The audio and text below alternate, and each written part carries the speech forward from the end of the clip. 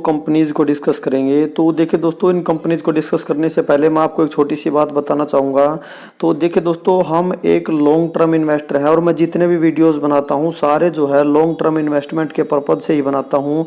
क्योंकि अगर आपको किसी पर्पज़ के लिए वेल्थ क्रिएट करना है, मोटा पैसा बनाना है, तो वो सिर्फ और सिर्फ लॉन्ग टर्म इन्वेस्टमेंट से ही हो पाएगा।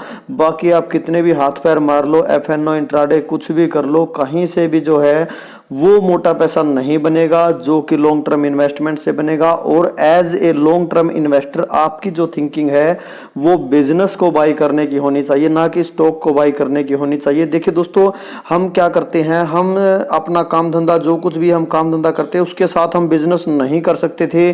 स्पेशली हम बिजनेस जो है सेटअप नहीं कर सकते थे, हमारे पास इतना पैसा कह लो, मैन पावर कह लो नहीं था। इसलिए हम क्या कर रहे हैं, दूसरों के बिजनेस में पैसा लगाकर उसमें पार्टनरशिप कर रहे हैं। तो as a long term investor हमारी थिंकिंग जो है बिजनेस को समझने की होनी चाहिए, ना कि एज ए ट्रेडर, एक ट्रेडर की तरह प्राइस एक्शन को फॉलो करना चाहिए, बल्कि हमें कंपनी के बिजनेस को अच्छे से समझना चाहिए। तो यहां पर देखिए दोस्तों, स्टॉक्स गिरे हुए हैं। आपको जो है मार्केट में बिजनेस की समझ ही इन स्टॉक्स में बनाकर रखेगी। क्योंकि अगर आपको बिजनेस की समझ है तो आप इन कंपनीज के साथ बने रहोगे। बाय ऑन डिप की जो एक प्रथा होती है वो आप चालू रख पाओगे। लेकिन अगर आपको इन कंपनीज के बिजनेस की समझ नहीं है तो जैसे ही ये गिरेंगी, और एक कंपनीज तो इनमें से आज गिरी भी है बहुत ज़्यादा, तो आप वहीं जो है तुरंत बेचकर निकल जाओगे। क्योंकि आपको बिजनेस की समझ नहीं है, आप लॉस बुक करके निकलोगे। लेकिन अगर आपको बिजनेस की समझ है तो आप बिल्कुल भी डरोगे नहीं, जबकि बल्कि आप जो है बीओडी करने के मौके ढूंढोगे। तो चलिए बिना टाइम वेस्ट किए देख लेते हैं एक बार कंपनीज। पहली कंपनी का नाम है दोस्तों राज रतन ग्लोबल वायर। तो देखिए दोस्तों, अगर इस कंपनी के गिरने की बात की जाए तो आज तो इतनी गिरावट नहीं है, लेकिन मैं आपको दिखाऊं पास्ट मंथ, पिछले एक महीने में 10% की गिरावट। क्योंकि जो देखिए दोस्तों, लगातार कंपनी जो है अच्छा रिजल्ट पब्लिश नहीं कर पा रही है, इसी वजह से जो है गिरावट जारी है। ये कह लो कि इसी लेवल पे है। जो है क्वार्टरली रिजल्ट्स आता है, गिरावट हो जाती है, 2-4 दिन बाद सब कुछ भूल जाते हैं, फिर से उसी लेवल पे 800 से ऊपर पहुंचा देते हैं। फिर रिजल्ट जो है मार्केट के एक्सपेक्टेशन को मिस कर देता है, फिर से वहीं आ जाता है। तो कुल मिलाकर बात यह है दोस्तों, 700 रुपये से नीचे नहीं जाता है, 700 से ऊपर ही ट्रेड करता है। कभी थोड़ा 800 से ऊपर चला जाता है, रिजल्ट इधर उधर होता है तो 800 से वापस नीचे आ जाता है। यही कहानी है अब तक इसकी। लेकिन जब पहली बार इसने मार्केट के एक्सपेक्टेशन को मिस किया था तो 20% का एलसी लग गया था। एक सिंगल ट्रेडिंग डे में निकलने का भी मौका नहीं मिला था। तो देखिए दोस्तों, अगर मैं इसकी आपको max returns, all time returns आपको दिखाऊं तो 35,569% के भारी भरकम रिटर्न्स कंपनी ने दिया। और कंपनी की लिस्टिंग की अगर मैं बात करूं, कंपनी आपको जो है बाजार में 14 जुलाई 1995 से लिस्टेड दिखाई देगी। तो काफ़ी वास्टली एक्सपीरियंस्ड कंपनी का मैनेजमेंट कहा जा सकता है। कंपनी ने बहुत सारी मंदी, बहुत सारे रिसेशन देखे हुए हैं। तो देखिए दोस्तों, बिना टाइम वेस्ट किए एक बार इस कंपनी का बिजनेस देख लेते हैं। और अगर 5 साल के रिटर्न्स भी आप देखना चाहो, यहाँ पर देख सकते हो 5 साल के रिटर्न्स भी जो है 900% के रिटर्न्स आपको दिखाई देंगे। यानी पैसा लगभग 5 साल में 10 गुना कर दिया है। तो काफ़ी मल्टीबैगर रिटर्न्स कंपनी ने दिए हैं। अभी थोड़ा रेस्ट कर रही है, थोड़ी सुस्ता रही है, उसके बाद फिर से भागने की तैयारी है। तो एक बार बिजनेस देख लेते हैं। तो देखिए दोस्तों, अगर कंपनी की स्थापना की बात की जाए तो कंपनी जो है 1989 में स्थापित हुई है। और कंपनी 2 प्रकार के वायर बनाती है।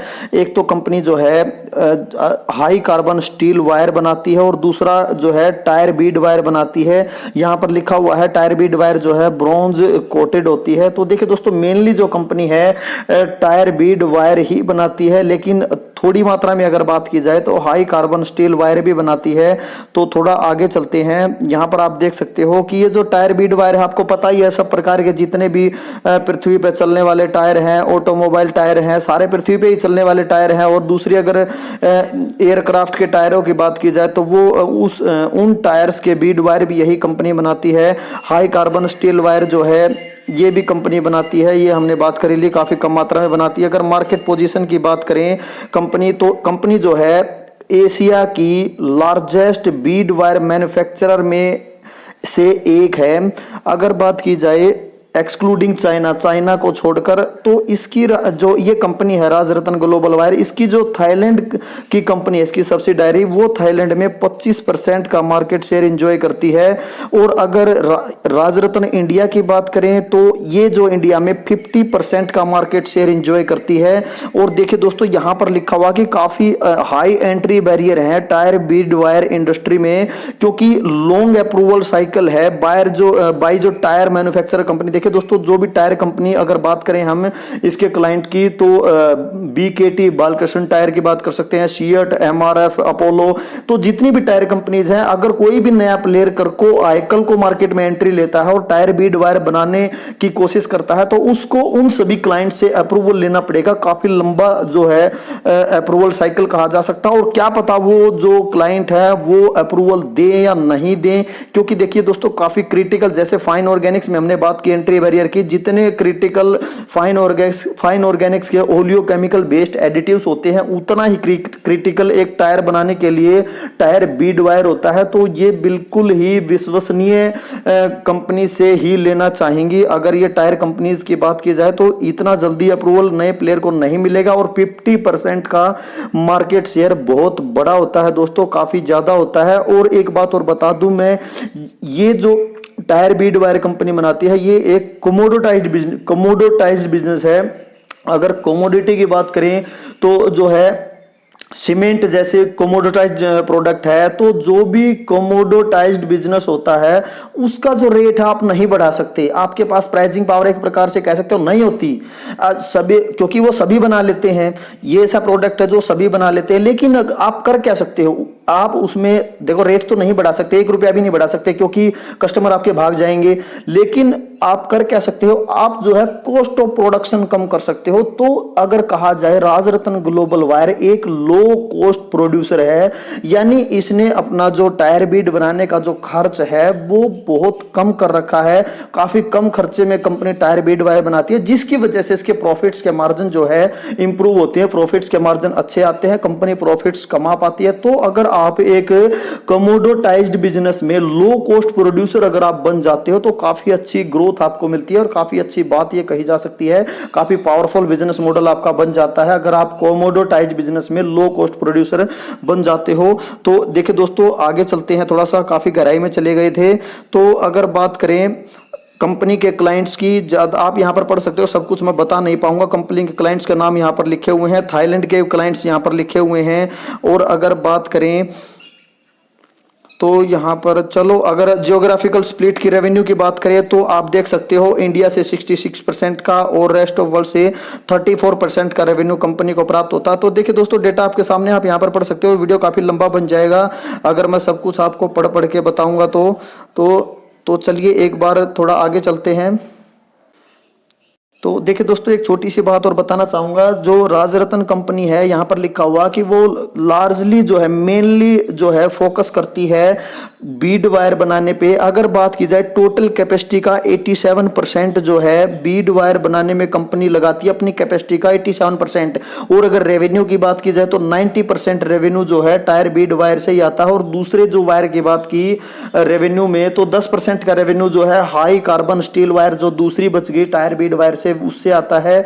तो मेनली जो बिजनेस है वो टायर बीड वायर का ही है। देखिए दोस्तों, पहले हमने बिजनेस देखा, फिर कंपनी का मार्केट कैप देख रहे हैं। मार्केट कैप इतना मैटर नहीं करता है दोस्तों जितना कंपनी का बिजनेस मैटर करता है। तो देखिए दोस्तों, आप यहां पर देख सकते हो, अगर मार्केट कैप की बात करें तो माइक्रो कैप बन चुकी है। हालांकि स्मॉल कैप बन गई थी, 5000 से ऊपर का मार्केट कैप कंपनी का बन गया था, लेकिन धुलाई पिटाई ज्यादा हो गई, इस वजह से जो है मार्केट कैप आपको नीचे जाता हुआ दिखाई दे रहा है। और अगर पी की बात करें तो पी तो चलो एडजस्ट हो जाएगा, ज्यादा पी मैटर नहीं करता है। तो अगर बात करें आरओई की तो 25% का आरओई आप यहाँ पर देख सकते हो। डेट भी कंपनी पर इतना नहीं है अगर डेट की बात करें, क्योंकि आरओई में डेट और डेट प्लस जो है R O E return on equity, debt भी शामिल होता है उसमें। तो अगर कंपनी के ऊपर डेट है तो आपको आरओई ज्यादा दिखाई देगा, लेकिन कंपनी के ऊपर डेट भी इतना नहीं है। डेट टू इक्विटी आप देख सकते हो 0.5 से तो कम ही है, थोड़ा सा डेट जरूर है। तो चलिए आगे चलते हैं। कंपनी की सेल्स ग्रोथ, प्रॉफिट ग्रोथ आप सब कुछ आपके सामने है। यहाँ पर आप देख सकते हो रिटर्न ऑन इक्विटी काफ़ी हेल्दी है। रिटर्न ऑन इक्विटी के साथ stock price, CAGR, profit growth, sales growth सब कुछ काफ़ी अच्छा दिखाई दे रहा है। तो देखिए दोस्तों, तो बिना टाइम वेस्ट किए मैं आपको एक बार जो है कंपनी का शेयर होल्डिंग पैटर्न दिखाना चाहूंगा, क्योंकि जो मेन बात है वो शेयर होल्डिंग पैटर्न में ही है। यहाँ पर आप देख सकते हो प्रमोटर ने जो है अपना स्टेक जो है बढ़ाया है। यहाँ पर आप देख सकते हो प्रमोटर ने अपना स्टेक बिल्कुल क्लियरली आप यहाँ पर देख सकते हो प्रमोटर ने अपना स्टेक बढ़ाया है। FIs की बात करें, FIs ने अपना स्टेक बढ़ाया है, DIs ने अपना स्टेक बढ़ाया है।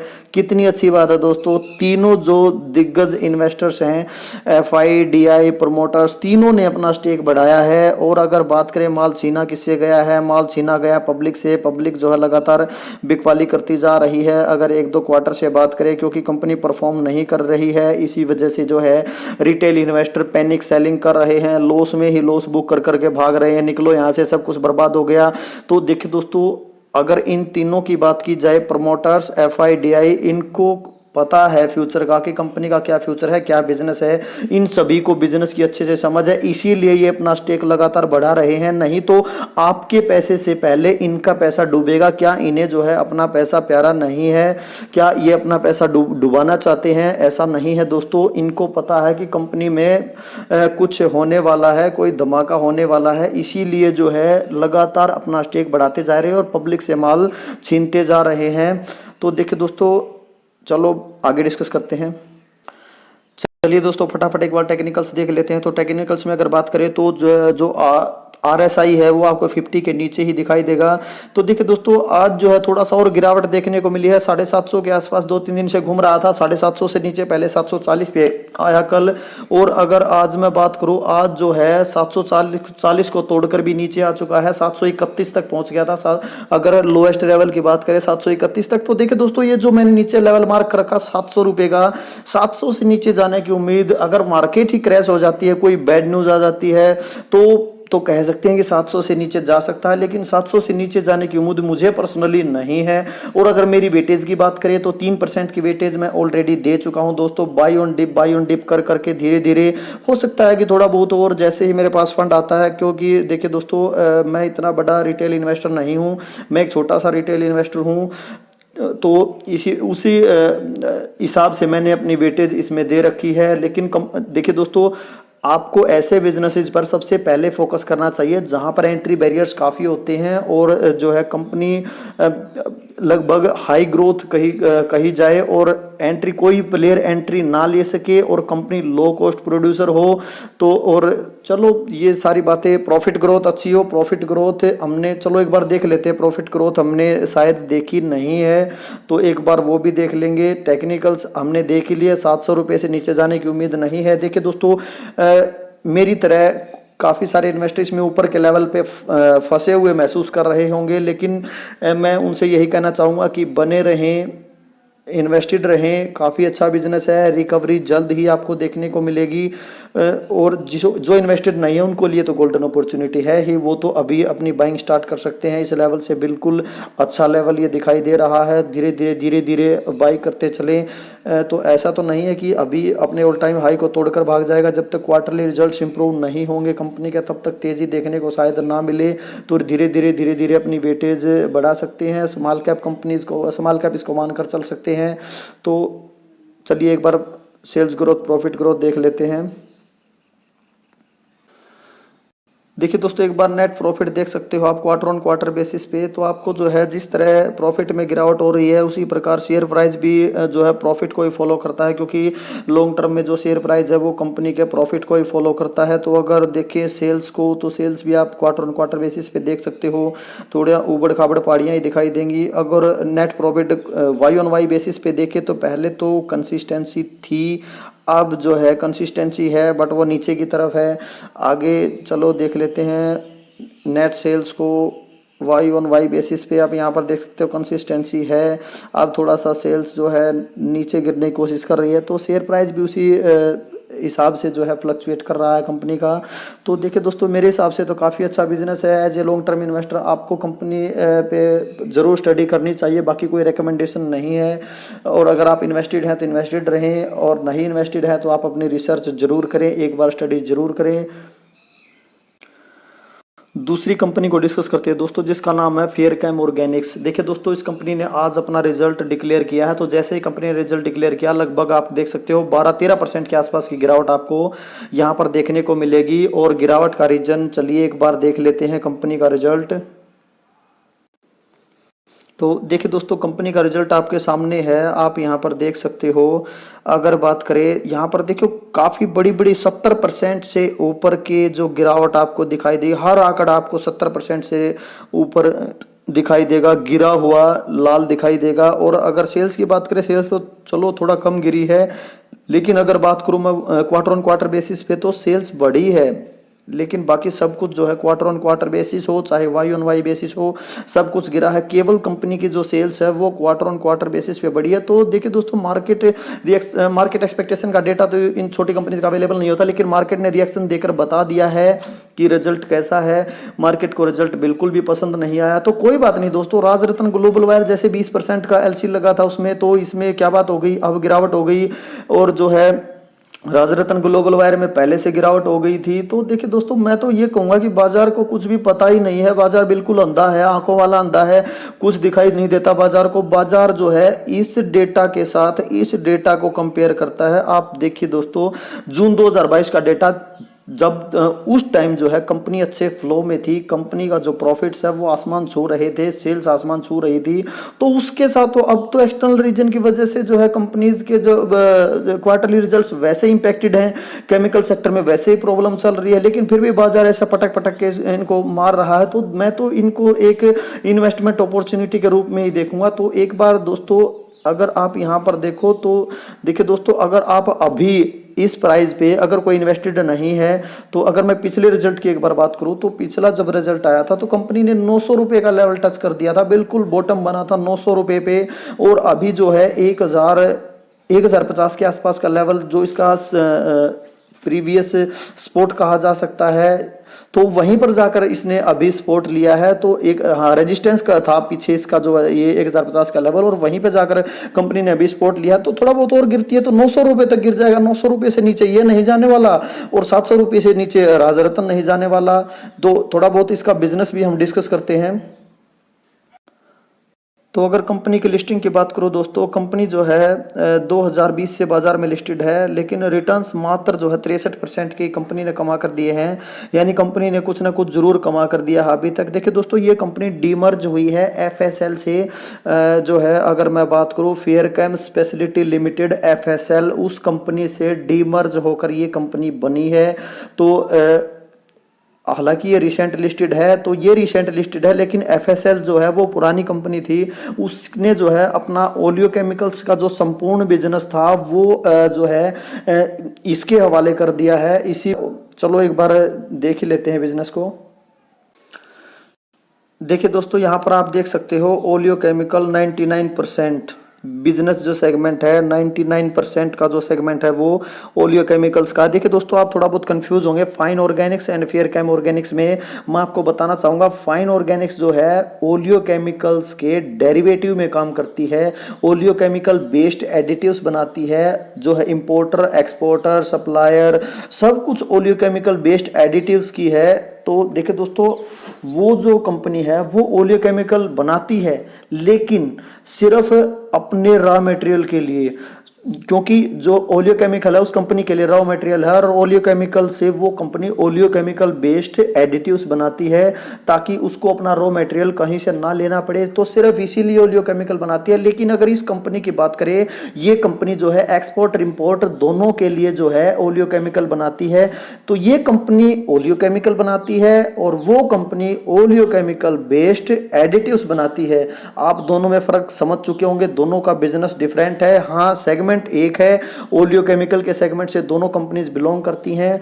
तो अगर बात करें, देखिए दोस्तों, बात तो कर रहे हैं कि शिफ्टिंग चल रही है, कि पेट्रोकेमिकल की जो है सब्स्टिट्यूट माना जा रहा है ओलियो केमिकल्स को। तो देखिए दोस्तों, अगर इस तरह की बातें हैं कि ओलियो केमिकल पेट्रोकेमिकल को सब्स्टिट्यूट कर सकते हैं क्योंकि ये एनवायरनमेंट फ्रेंडली होते हैं, तो देखिए दोस्तों, अगर आगे जाकर ऐसा कुछ होता है, अगर सब्स्टिट्यूट कर पाते हैं, रिप्लेस कर पाते हैं, तो देखिए दोस्तों, इस कंपनी के लिए काफ़ी अच्छा बिजनेस मैं कहूँगा होने वाला है। क्योंकि कंपनी कंपनी जो है ओलियो केमिकल बनाती है। और ओलियो केमिकल भी जो है ये कंपनी अगर मैं बात करूँ काफ़ी सस्ते जो रॉ मटेरियल जो इसका होता है, अगर मैं बात करूँ जो ऑयल रिफाइनरी मिल हैं उनके जो बाई प्रोडक्ट कह लो या फिर उनका जो वेस्टेज कह लो उससे बनाती है। यानी इसका जो रॉ मटेरियल है वो काफ़ी सस्ता है। और अगर बात करूँ फाइन ऑर्गेनिक्स का, तो फाइन ऑर्गेनिक्स क्या करती है, जो सोया ऑयल, फैटी एसिड और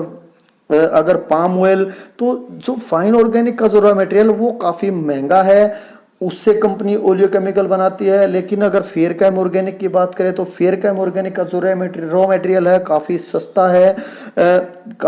जो ऑयल मिल का गार्बेज कह लो या बाई प्रोडक्ट कह लो तो उससे कंपनी बनाती है। तो उस हिसाब से जो है कंपनी के प्रॉफिट्स के मार्जिन अच्छे होने चाहिए। लेकिन जो है इस कंपनी के प्रॉफिट के मार्जिन फ्लक्चुएट ज़्यादा करते हैं, तो आपको प्राइस में भी फ्लक्चुएशन दिखाई देता है। हालांकि फाइन ऑर्गेनिक्स की जो प्रॉफिट के मार्जिन है वो थोड़ा कंसिस्टेंट है, उसका चार्ट भी कंसिस्टेंट है, उसकी प्रॉफिट ग्रोथ, सेल्स ग्रोथ सब कुछ आपको कंसिस्टेंट दिखाई देगा, तो उसमें आप मोटा वेटेज दे सकते हो। लेकिन अगर इस कंपनी की बात करूं मैं तो आपको जो है इस कंपनी में छोटा इन्वेस्टमेंट करना चाहिए। अगर मैं मेरी बात करूं दोस्तों, मेरे पास ये कंपनी नहीं है क्योंकि मैंने बताया आपको मैं एक छोटा इन्वेस्टर हूं, तो मेरे पोर्टफोलियो का साइज इतना बड़ा नहीं है। तो अगर जिसके पोर्टफोलियो का साइज काफ़ी बड़ा है, थोड़ा और डाइवर्सिफाई करना चाहते हैं, तो उनको इस कंपनी के बिजनेस को जरूर स्टडी करना चाहिए।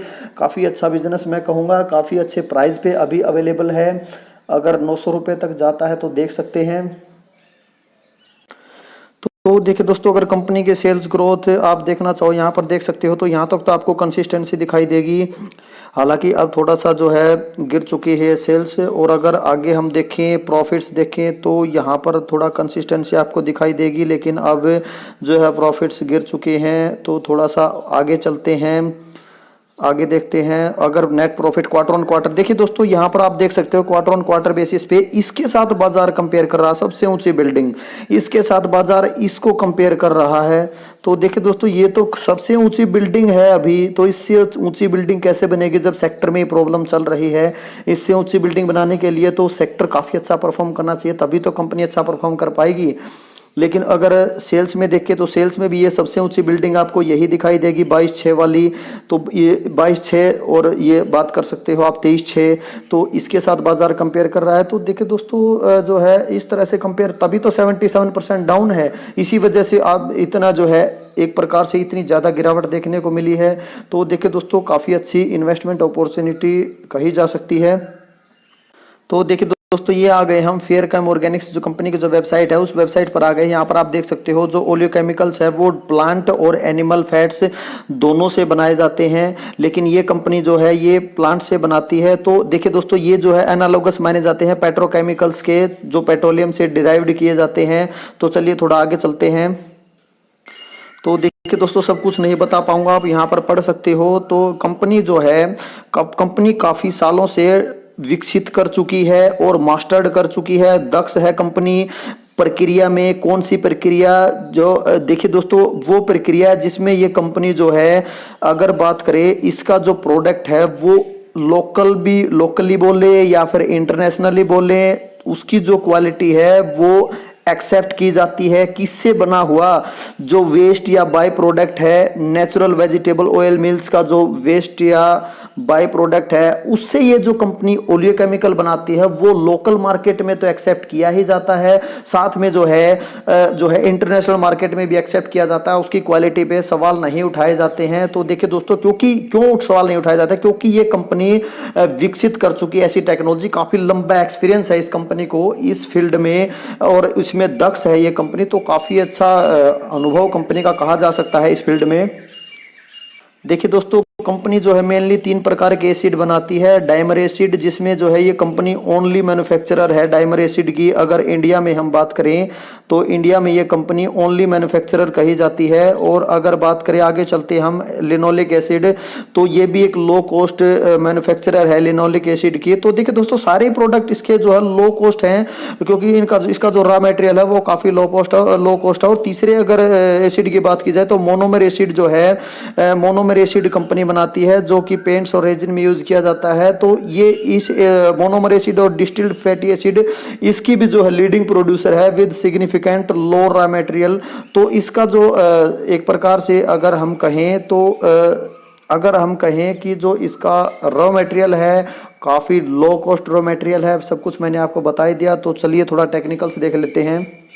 देखिए दोस्तों, टेक्निकल्स में ज़्यादा ताका झाकी करने की ज़रूरत है नहीं। वैसे 50 से नीचे आपको RSI दिखाई देगा।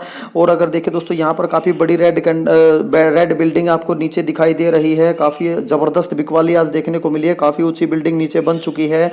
तो देखिए दोस्तों, अगर स्पॉट की बात करें तो नीचे मैंने जो स्पॉट मार्क कर रखा है आपको यहाँ पर दिखाई देगा 900 रुपये का। 900 रुपये का स्पॉट आप बिल्कुल नीचे मान कर चल सकते हो। लेकिन अभी का अगर स्पॉट मैं दिखाऊँ जहाँ पर इसने अभी स्पॉट लिया है, यहाँ पर ये देख सकते हो, यहाँ पर जो है ये रेजिस्टेंस था इसका 1050 के आसपास का, और बिल्कुल एग्जैक्टली अपने रेजिस्टेंस पे ही जो है अभी स्पॉट लिया। तो हो सकता है, देखिए आज तो एकदम से पैनिक सेलिंग कर दी, हो सकता है कल को थोड़ा तेजी देखने को मिले। लेकिन अगर और भी गिरावट होती है तो मैंने आपको बता ही दिया 900 रुपये के आसपास का लेवल ये अगर दिखाता है तो काफ़ी अच्छी इन्वेस्टमेंट अपॉर्चुनिटी कही जा सकती है। एक्सटर्नल रीजन की वजह से कंपनी में कोई इंटरनल प्रॉब्लम, कोई इंटरनल इश्यू नहीं है दोस्तों। अगर आपको लगता है कि ओलियो केमिकल जो है पेट्रोकेमिकल को रिप्लेस कर सकते हैं, उनकी रिप्लेसमेंट बन सकते हैं, और वैसे भी एक लो कॉस्ट प्रोड्यूसर है ये कंपनी। दोनों ही कंपनी लो कॉस्ट प्रोड्यूसर हैं। जो दोनों कंपनीज मैंने डिस्कस की हैं, दोनों ही कंपनी लो कॉस्ट प्रोड्यूसर कही जा सकती है। वो कोमोडिटाइज बिजनेस में लो कॉस्ट प्रोड्यूसर है और ये ओलियो केमिकल में लो कॉस्ट प्रोड्यूसर है। तो देखिए दोस्तों, दोनों ही कंपनी एक्सटर्नल रीजन की वजह से डाउन है। तो मेरे हिसाब से तो यहाँ कंपनी का साइज नहीं, आपको कंपनी का बिजनेस देखना चाहिए।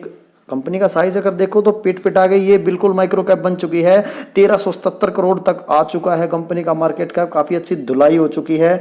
ऑल टाइम हाई से अगर बात करेंगे तो 50% के आसपास ये अभी डाउन है, और वो भी शायद काफ़ी डाउन है, उतनी ही डाउन है। दोनों 50% के आसपास डाउन कही जा सकती हैं। वैसे हम देखना नहीं चाहेंगे क्योंकि टाइम वेस्ट होगा। अगर ऑल टाइम हाई से हम डिस्काउंट की बात करते हैं तो काफ़ी बिल्कुल बॉटम बनाने के नज़दीक दोनों कहे जा सकते हैं। तो देखिए दोस्तों, बाकी कोई क्वालिटी रिकमेंडेशन नहीं है, जो डेटा को देखकर ही हम काम करते हैं। डेटा मैंने आपको समझा ही दिया। मेरे पास जो है राज रतन है, लेकिन ये कंपनी नहीं है क्योंकि ये मेरा पोर्टफोलियो साइज काफ़ी छोटा है। मैं ज़्यादा डाइवर्सिफाई इसलिए नहीं कर पाऊंगा। ये कंपनी सिर्फ उन्हीं के लिए बताई है मैंने जिनके पास मोटा पैसा है, ज़्यादा पैसा है, थोड़ा अपने पोर्टफोलियो को डाइवर्सिफाई करना चाहते हैं, ओलियो केमिकल में अपनी वेटेज थोड़ा देना चाहते हैं। क्योंकि इस भ्रम में ना रहें कि जो है फाइन ऑर्गेनिक ओलियो केमिकल बनाती है। फाइन ऑर्गेनिक ओलियो केमिकल नहीं बनाती। मैं बता दूं बात आपको, सिर्फ अगर मैं रॉन्ग हूं तो कमेंट करें। अगर किसी इन्वेस्टर को ज़्यादा नॉलेज है वो बता दें कि ओलियो केमिकल फाइन ऑर्गेनिक सिर्फ अपने पर्सनल यूज़ के लिए ओलियो केमिकल बनाती है। और अलग अलग कंपनीज के किसी भी एक्सपोर्ट या इंपोर्ट रीजन के लिए जो है कंपनी ओलियो केमिकल नहीं बनाती अगर फाइन ऑर्गेनिक की बात करूं। लेकिन ये कंपनी जो है एक्सपोर्ट और इंपोर्ट दोनों के लिए जो है कंपनी डोमेस्टिक डिमांड भी पूरी करने की कोशिश कर रही है, जो कि इंपोर्ट से पूरी की जाती थी अभी तक, और एक्सपोर्ट की डिमांड भी पूरी करने की कोशिश कर रही है। तो ये ओलियो केमिकल का एक्सपोर्ट और इंपोर्ट करती है, लेकिन वो कंपनी सिर्फ अपने पर्सनल यूज के लिए ओलियो केमिकल बनाती है ताकि वो उन ओलियो केमिकल से ओलियो केमिकल बेस्ड एडिटिव्स बना सके। ओके, काफ़ी वीडियो लंबा बन चुका है, माफ़ी चाहूँगा उसके लिए। ओके, थैंक यू दोस्तों।